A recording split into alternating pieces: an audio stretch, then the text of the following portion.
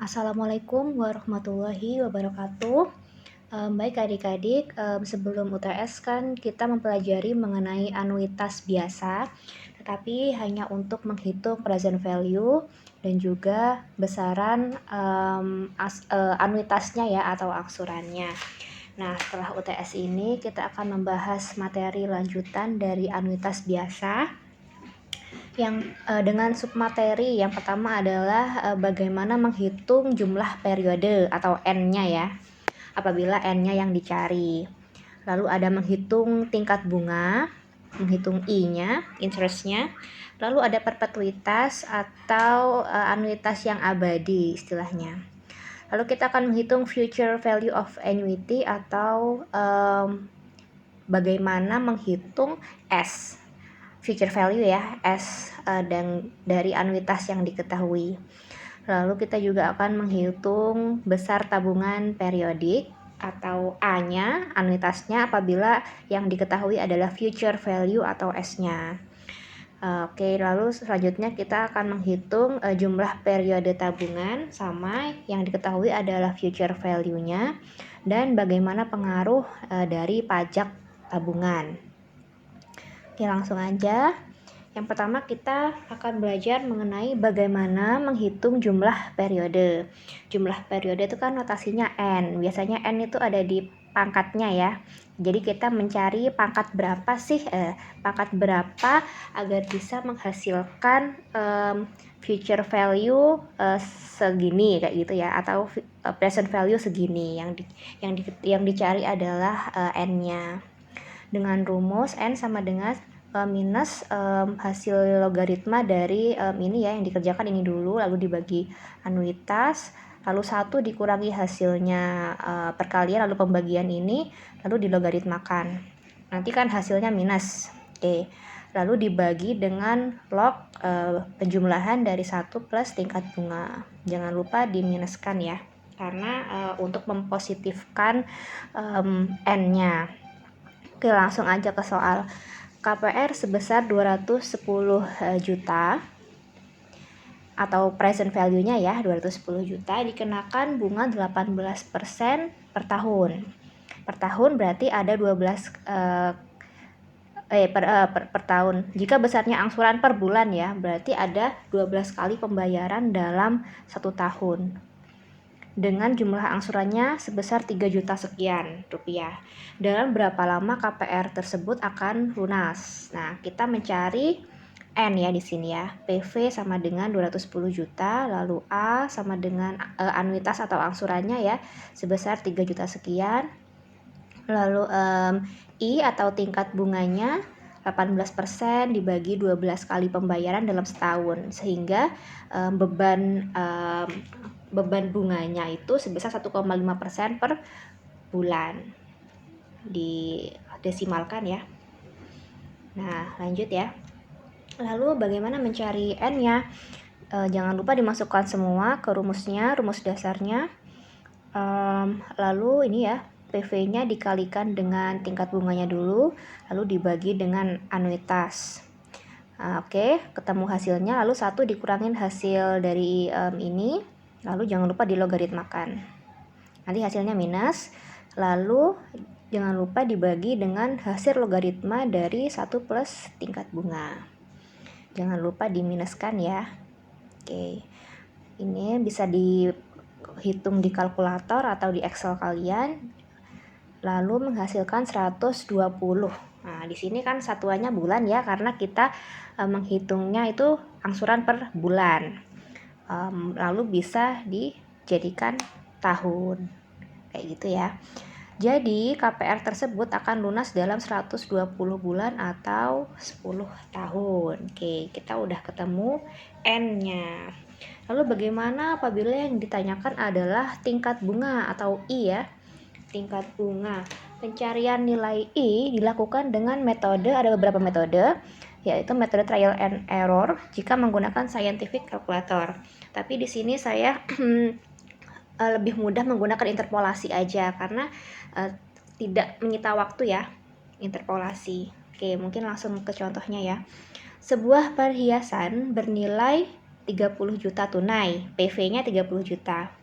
Dapat dibeli dengan 12 kali angsuran, N-nya 12. Masing-masing sebesar 2 juta sekian per bulannya. Berapakah tingkat bunga yang dikenakan? Nah, jadi kita mencari I atau tingkat bunga.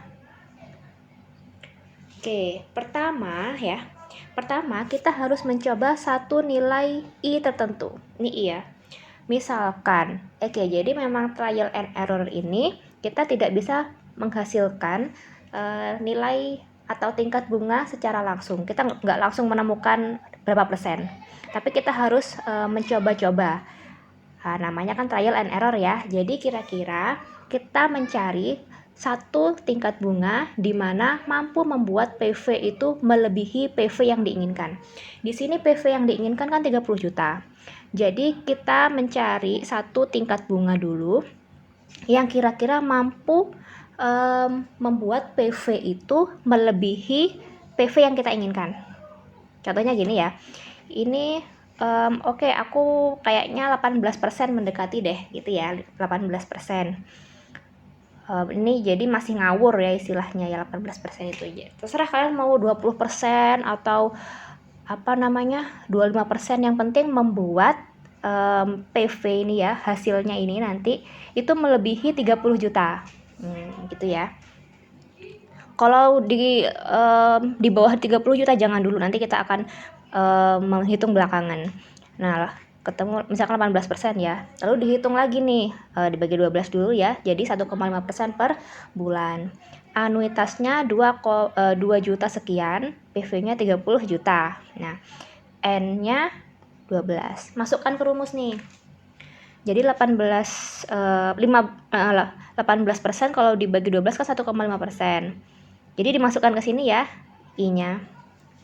Oke, dihitung PV-nya. Oh, ternyata menghasilkan 30 juta sekian. Oke, nggak apa-apa. Yang penting melebihi dari 30 juta. Gitu. Ternyata PV yang dihasilkan ini tidak sama dengan 30 juta. Sehingga kita harus mencoba suatu tingkat bunga yang baru. Karena PV yang didapat lebih dari 30 juta, maka kita harus mencoba dengan nilai I yang lebih besar lagi, misalkan 19%. Jadi kita, ternyata 18% ini masih melebihi.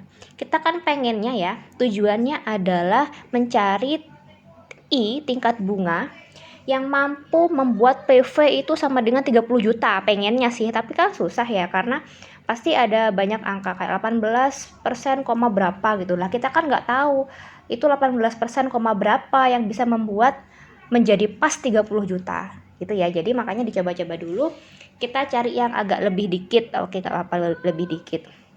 Oke, kita megang 18% ya, masih kelebihan dikit dari 30 juta. Lalu kita mencari yang nilainya di bawah 30 juta lagi, gitu. Jadi dibesarkan tingkat bunganya untuk mengurangi nilai PV-nya agar di bawah 30 juta. Oke, kita akhirnya naikkan lagi ya, 19%. Oke. Berarti setelah disimulasikan 19% ya, dibagi 12 dulu, menghasilkan 1,58%. Dimasukkan nih, nah ini I-nya ya, masukkan ke rumus. Oke, masukkan ke rumus. Ternyata PV yang dihasilkan dari tingkat bunga 19% itu di bawah 30 juta. Kita dapat dua tingkat bunga ya. Tingkat bunga 18% menghasilkan PV yang lebih dari 30 juta. Dan tingkat bunga 19% menghasilkan PV yang kurang dari 30 juta. Jadi pasnya berapa sih lah antara 18% sampai 19% ini? Kan kita nggak tahu ya. 18,1, apa 18,7, 18, berapa kan kita nggak tahu. Nah, caranya adalah dengan interpolasi. Gini ya. Ternyata PV 30 juta, ternyata PV yang dihasilkan ini masih belum pas 30 juta. Sehingga kita harus mencoba tingkat bunga yang baru. Tuh kan kalau coba-coba terus kan capek. Karena PV yang didapat masih kurang dari 30 juta dengan I sama dengan 19% per tahun, dan PV yang didapat lebih dari 30 juta dengan I sama dengan 18% per tahun, maka kita dapat ambil kesimpulan bahwa tingkat bunga berada di antara 18% per tahun dan 19% per tahun lah. 18%, berapa nih kan nggak tahu ya. Caranya adalah interpolasi. Untuk mengetahui berapa tingkat bunga yang tepat di antara 18% dan 19%, kita bisa menggunakan interpolasi linier ya. Dengan rumus, nah ini yang pengen kita cari ya. Berapa sih tingkat bunga yang pasti yang bisa membuat PV sama dengan 30 juta? Yaitu tingkat bunga yang pertama, yang melebihi PV ya. Yang membuat PV yang dihasilkan ya, itu melebihi PV yang kita inginkan. Berarti yang 18% ya, karena hasilnya tadi kan 30 juta sekian.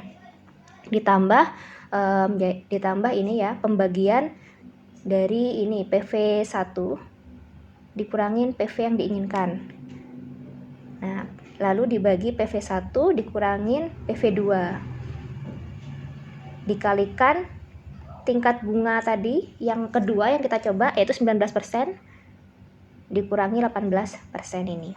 Jadi kita I1 yang pertama adalah I yang paling rendah ya, 18%, ditambah ini PV yang kelebihan, yang kelebihan ya, 30 juta yang dihasilkan dari tingkat bunga 18%. Dikurangi PV yang kita inginkan, berarti 30 juta. Lalu dibagi dengan pengurangan dari PV 1 lagi, dikurangin PV yang malah kurang. Nah, berarti 29 juta yang dihasilkan dari I2 ya, atau 19%. Dikalikan dengan pengurangan dari 19% dikurangi 18%. Berarti 18% ditambah ini ya, hasil pengurangannya 93.000 sekian dibagi hasil pengurangan ini ya. Nah, dikali 1% atau 0,01. Jadi hasilnya adalah 18,6009% atau 18,6%. Oh, ternyata angka atau tingkat bunga di antara 18% dan 19% itu adalah 18,6% yang mampu membuat PV sama dengan 30 juta tepat. Itu mungkin agak menyita waktu ya. Jadi nggak apa-apa, mungkin nanti bisa buat latihan. Nah, selanjutnya adalah anuitas tak terhingga atau perpetuitas ya, atau perpetual annuity.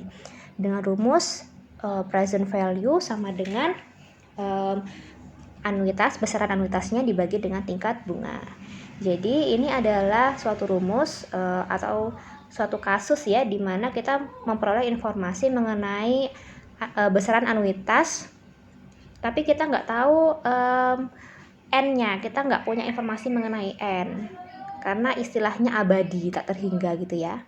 Contohnya, pertanyaan pada bagian awal presentasi dapat dijawab dengan oke. Jika tingkat bunga relevan adalah 12% per tahun, dan PV atau nilai sekarang dari 1 juta setiap 3 bulan seumur hidup mulai 3 bulan lagi adalah, nah gitu ya.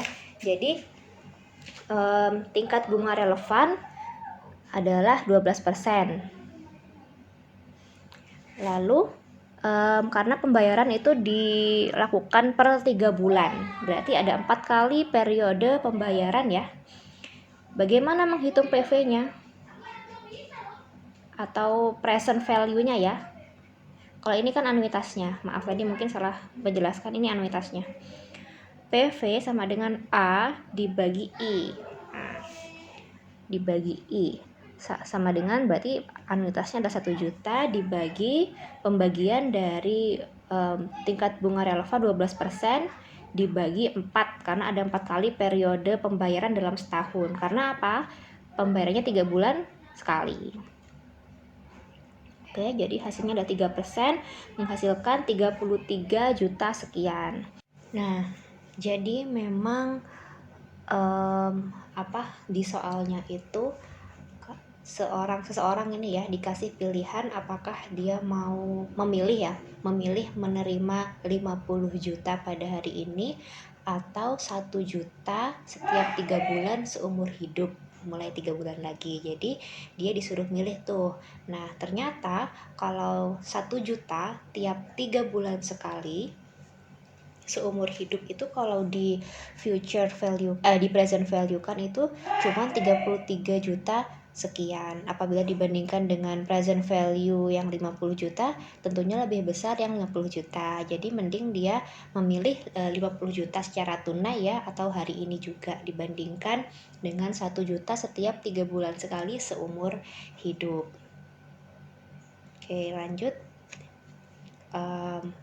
Yang kali ini kita akan mencari nilai future value ya, persamaan anuitas nilai akan datang ya, atau S-nya. Future value rumusnya berbeda dengan yang present value. Kalau present value kan 1 dikurangi 1 plus I pangkat minus N ya. Kalau ini sedikit dibalik, yaitu 1 plus tingkat bunga dipangkatkan N dikurangin 1 ya, karena kita mengkonversi nilai sekarang menjadi future value. Dibagi dengan tingkat bunga lalu dikalikan dengan besaran anuitas. Kegunaan future value dapat digunakan untuk perencanaan keuangan, tepatnya untuk menghitung mencari nilai akhir suatu tabungan ya, atau S-nya, atau nilai tabungan pada saat tertentu. Lamanya waktu kita mencari N, lalu besarnya tabungan yang harus ia lakukan setiap periode untuk bisa memperoleh jumlah tertentu, atau A ya. Contohnya ini, hitunglah nilai yang akan datang atau future value dari tabungan 1 juta yang disetorkan setiap tahun selama 5 tahun. Ingat ya, penyetorannya dilakukan per tahun bukan per bulan, jadi tidak perlu dibagi dengan 12. Apabila tingkat bunga adalah 10% per annum, diperhitungkan tahunan. Jawab N sama dengan 5, I sama dengan 10% ya. Oke, hanya 1 juta. Kita bikin timeline seperti ini. Setiap akhir tahun ya, kita memperoleh 1 juta.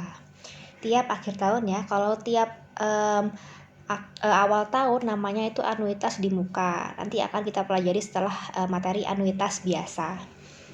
Nah, tiap akhir tahun pertama sampai ke 5. Kalau present value, kita kan mengkonversi setiap nilai ini menjadi nilai sekarang ya, nilai hari ini. Ini kan hari ini. Kalau future value, kita mengkonversi nilai anuitas ini menjadi nilai yang akan datang nih di sini nih. Di tahun ke-5, di akhir tahun ke-5. Dengan rumusnya future value ini ya. Oke, tadi udah dibahas, lalu dimasukkan aja ke rumus. Ini jangan lupa dikalikan. Jangan lupa ya adik-adik, itu yang saya lihat banyak yang tidak bisa membedakan antara titik dan koma di kalkulator. Jadi jangan kebalik ya. Yang koma ditulis titik, akhirnya satuannya menjadi triliunan atau miliaran. Saya tanya akhirnya ini satuannya juta atau miliaran atau triliunan gitu ya. Akhirnya sempat saya suruh koreksi. Nah, untung aja akhirnya mengerti ya arti dari titik dan koma. Tolong diperhatikan. Oke, ini adalah menghitung future value. Lalu menghitung besar tabungan periodik ya, berarti nilai anuitasnya.